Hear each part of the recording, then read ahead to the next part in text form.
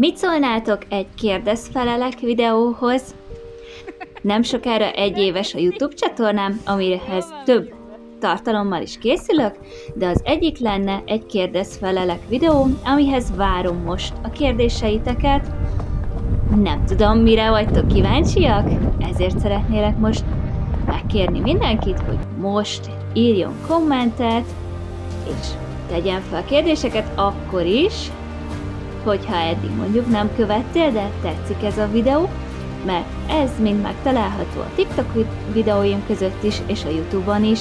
Mindenképpen szeretnék majd mesélni magamról is, mert azt szoktam hanyagolni, próbálok kibújni alóla, de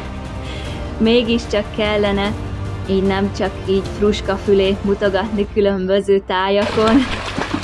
bár főleg ezért csinálom ezeket a videókat, mert nagyon-nagyon szeretem visszanézni, főleg mikor most esik az eső, fúj a szél, és gyönyörű képek, tájak, egy mondjuk édesapám pont, de ezek mind olyan élmények, amiket én újra és újra szeretnék átélni, ezért van róluk videó,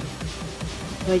szeretném továbbra is folytatni ezeknek a videóknak a készítését, mert örömet okoz számomra, és szerintem már fejlődök is benne, mármint így a videózásban, meg vágásban, meg így technikai dolgokban, és amúgy meg nagyon szeretem csinálni, és remélem ti is szeretitek nézni,